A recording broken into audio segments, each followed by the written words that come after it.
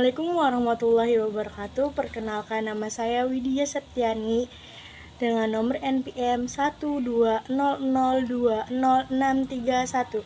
Saya mahasiswi tingkat 3 dari program studi manajemen Universitas Wadaya Gunung Jati. Video ini dibuat guna memenuhi tugas dari mata kuliah Bisnis Internasional dengan dosen pengampu Ibu Tiara Mutiarsi. Kali ini saya akan membahas tentang strategi pemasaran dari Batik Salma. Sebelum saya membahas tentang strategi pemasaran dari Batik Salma tersebut, saya akan terlebih dahulu membahas tentang profil dari Batik Salma. Jangan lupa disimak. Baik, mari kita sama-sama menyimak tentang profil perusahaan Batik Salma tersebut. Pada awalnya, Batik Salma bernama Tris Collection yang berdiri pada tahun 1997. Tris Collection sendiri diambil dari nama pemiliknya yang bernama Haji Trisaila Rusima Gumelar. Beliau menikah pada tahun 2001 dan mempunyai anak yang bernama Salma Hashimah. Setahun sesudah menikah, tepatnya tahun 2002, berdirilah showroom Batik Salma. Kata Salma diambil dari anak pertamanya. Beliau adalah generasi ketiga penjual batik dari keluarga besarnya. Mempunyai cabang di Jakarta, Kebayoran Baru, Bandung, di Citarum, dan di Tengah-Tani, di Batembat. Sebelum menikah, beliau memasarkan produknya melalui rumah ke rumah di Kompleks Pertamina. Setelah menikah, mulai pemasaran keluar kota dan mengikuti pameran di Jakarta Convention Center atau JCC yang dilaksanakan setahun 2 kali. Selain itu juga mengikuti pameran di Bandung, tepatnya di Parifan Javan. Pemasaran juga dilakukan melalui media online. Mari kita simak visi dan misi dari perusahaan Batik Salma. Visinya, batik merupakan suatu seni yang bisa dinikmati oleh semua lapisan masyarakat dan bisa dinikmati oleh masyarakat internasional. Misinya itu melestarikan dan mengembangkan salah satu kebudayaan yang ada di Cirebon. Dan ini merupakan struktur organisasi dari Batik Salma tersebut. Sekarang kita ingin melihat tentang proses produksi dari Batik Salma tersebut yang berlokasi di Desa Trusmikulon, Kecamatan Teret, Kabupaten Cirebon. Mari kita lihat. Kain batik yang sering kita gunakan memerlukan proses pembuatan yang tidak mudah dan dilakukan dengan teliti serta telaten tahap demi tahap. Nah, berikut setiap tahap dalam menghasilkan kain batik yang indah dan bernilai. Yang pertama, tahap membuat batik tulis.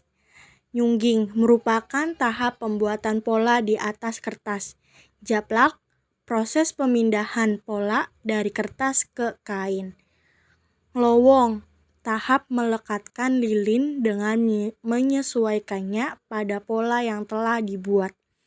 Ngiseni, proses memberikan ornamen-ornamen seperti gambar bunga, tumbuhan, atau hewan. Nyolet, menutup bagian yang telah diwarnai dengan malam atau lilin. Nembok, tahap untuk menutup bagian latar belakang pola yang tidak diwarnai. Selanjutnya, ngelir, proses pewarnaan kain dengan merendamnya pada pewarna alami atau kimia secara menyeluruh. Selanjutnya, ngelorod, perendaman kain ke dalam air mendidih untuk meluruhkan malam.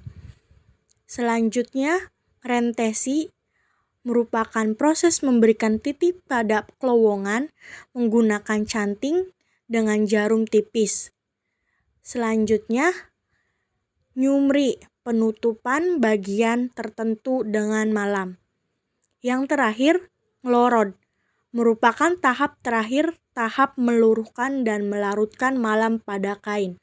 Dilakukan dengan memasukkan kain pada air mendidih.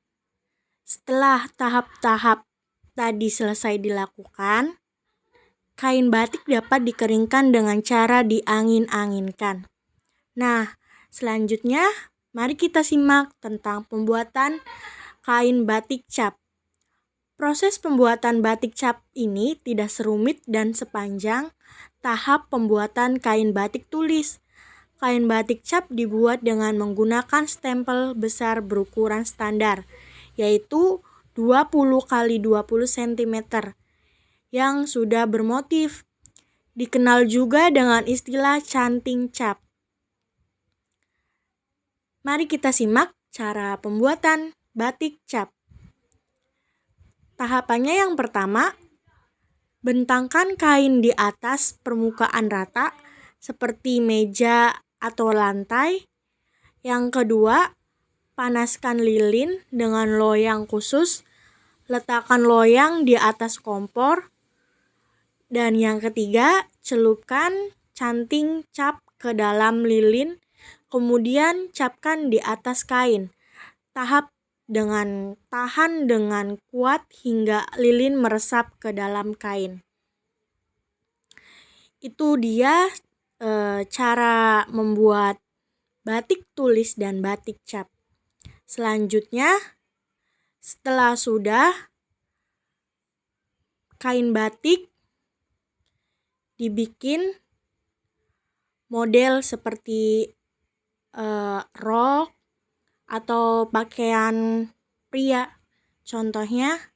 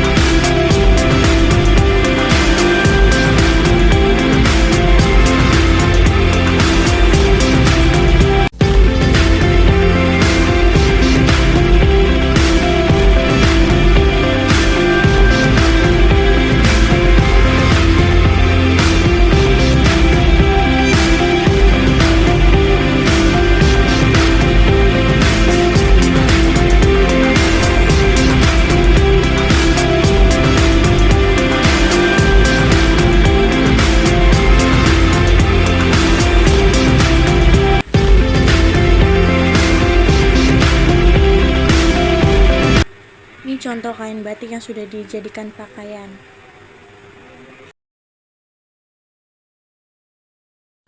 Sekarang saya sudah berada di gudang produksi batik Salma dengan Bapak. Namanya siapa, Pak? Mas Dilan.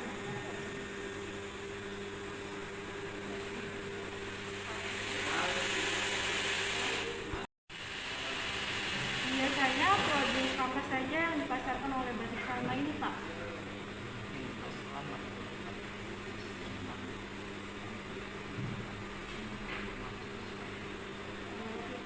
Motifnya motif apa aja biasanya?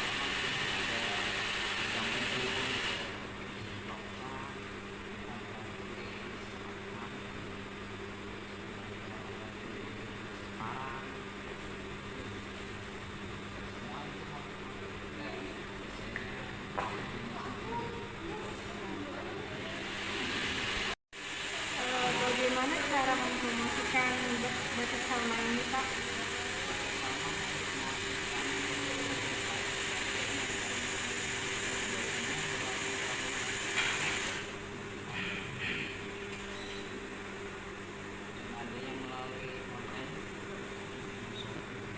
E-commerce ya, Pak.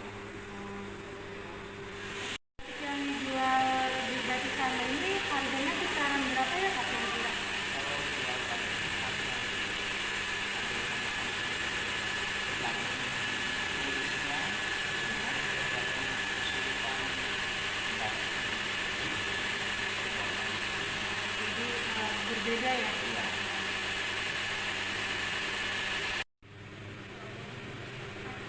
Apakah batik selama ini sudah ekspor ke luar negeri, Pak? Kalau boleh tahu kemana saja?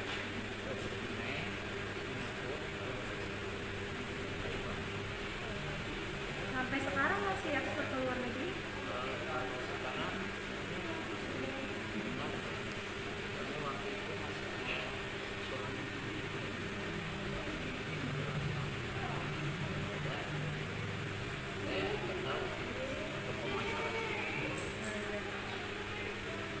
Udah Bapak, terima kasih ya Pak atas waktunya. Di sini saya akan sedikit membahas tentang motif batik dan filosofinya. Batik adalah hasil karya bangsa Indonesia yang merupakan perpaduan antara seni dan teknologi oleh leluhur bangsa Indonesia. Batik Indonesia dapat berkembang hingga sampai pada suatu tingkatan yang tak ada bandingannya, baik dalam desain atau motif maupun prosesnya. Corak ragam batik yang mengandung penuh makna dan filosofi akan terus digali dari berbagai adat istiadat maupun budaya yang berkembang di Indonesia. Motif batik menurut Kamus Besar Bahasa Indonesia, motif adalah corak atau pola. Motif adalah suatu corak yang dibentuk sedemikian rupa hingga menghasilkan suatu bentuk yang beraneka ragam. Motif batik adalah corak atau pola yang menjadi kerangka gambar pada batik berupa perpaduan antara garis, bentuk, dan isen menjadi suatu kesatuan yang mewujudkan batik secara keseluruhan. Motif-motif batik itu antara lain adalah motif hewan, manusia, geometris, dan motif lain. Motif batik sering juga dipakai untuk menunjukkan status seseorang. Membatik merupakan tradisi turun-menurun. Karena itu, sering motif batik menjadi ciri khas dari batik yang diproduksi keluarga tertentu. Indonesia mempunyai beberapa motif yang terkait dengan budaya setempat.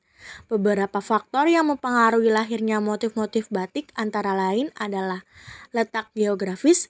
Misalnya, di daerah pesisir akan menghasilkan batik dengan motif yang berhubungan dengan laut. Begitu pula dengan yang tinggal di pegunungan, akan terinspirasi oleh alam sekitarnya. Sifat dan tata penghidupan daerah, kepercayaan dan adat di suatu daerah, serta keadaan alam sekitar termasuk flora dan fauna. Berikut ini, saya akan memberikan beberapa motif. Antara lain, alas-alasan. Alas-alasan, kata ini berasal dari bahasa Jawa yang artinya suku alas, yang berarti hutan. Alas-alasan dapat diartikan sebagai hutan-hutanan atau seperti hutan. Motif alas-alasan ini termasuk dari bagian motif tradisional. Pada pola motif ini terdapat berbagai macam jenis binatang, dari binatang kecil hingga binatang yang cukup besar, ditampilkan sebagai bagian dari pola motif. Yang kedua, emprit. Burung emprit atau burung pipit merupakan burung yang tidak pernah lepas dari kelompoknya. Burung emprit berbadan kecil namun mampu bertahan menghadapi dunia yang luas dikarenakan mereka selalu hidup berkelompok. Motif batik burung emprit ini menyampaikan pesan agar manusia belajar dari alam dan sekitar, bahwa sebagai makhluk sosial kita harus menjaga hubungan baik dengan sesama.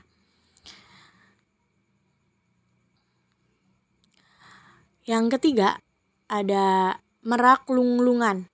Burung merak, motif ini merupakan lambang kemegahan yang memiliki identitas bahwa merak adalah kemegahan yang berasal dari Indonesia. Lunglungan, kembang.